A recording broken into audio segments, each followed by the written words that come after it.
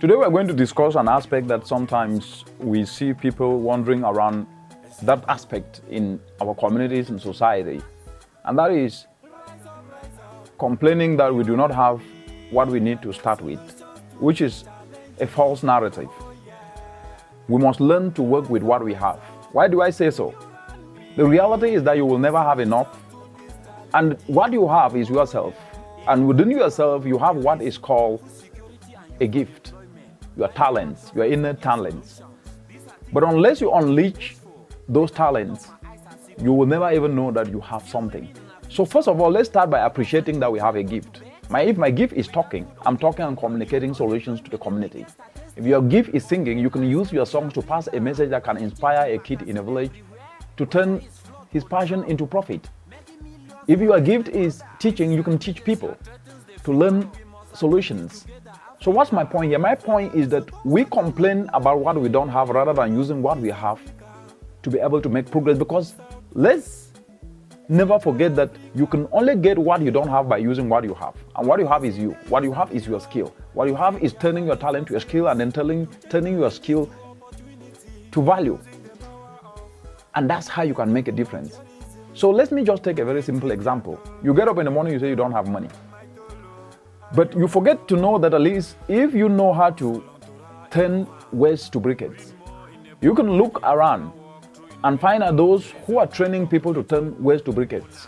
You can actually go online on YouTube and actually click and learn how to turn waste to briquettes, and source around and even still check on the internet where they are making briquettes in your locality, and go there even though you don't have money and ask the person who is helping to teach and train you to turn waste to briquettes, that let them train you, and you will in turn work for them for a certain number of days, so that at least that is your own contribution.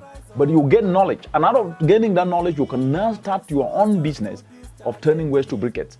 So you use your time to reach out, to learn a skill, and out of that skill, you can create value.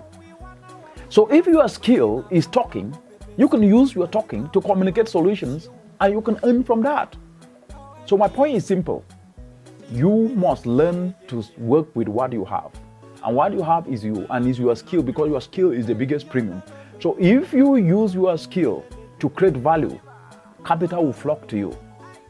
But sitting and complaining and blaming everybody except your own very self is a fallacy. It will never take one anywhere. And I can say this with a very straight face. You must work with what you have, because it's only by working with what you have that you can get what you don't have. And this entails three things. Good planning. Use your time wisely. We only have 24 hours a day. There is nothing like African time that we get up in the morning, we said, oh no, there is still time. No, there is no time. Every second you lose, you are losing an opportunity. Plan your time and steer off naysayers and those who dissuade you from focusing. The second aspect, which is very, very important, is you must be able to develop and cultivate the character of self-discipline. To do that which is right, not just because it is convenient for you, but because it is something you must do to be able to make progress for yourself and the community. And the third one is the most important thing that each and every one of us must have. Let's be selfless. Let's see ourselves as tools to cultivate solutions to touch many other people's lives. Be kind, be humble, be down to earth. Always remember that humility brings value. Arrogance and disrespect depreciates you. Thank you. Terrorism, food security and youth unemployment, climate actions and selfless solutions. These are things that we need to engage for. When I lift up my eyes, I see people still living in affliction. Mothers and children go to bed without food on their table. Youth unemployment, the biggest statistic from headlines every in Africa. Climate change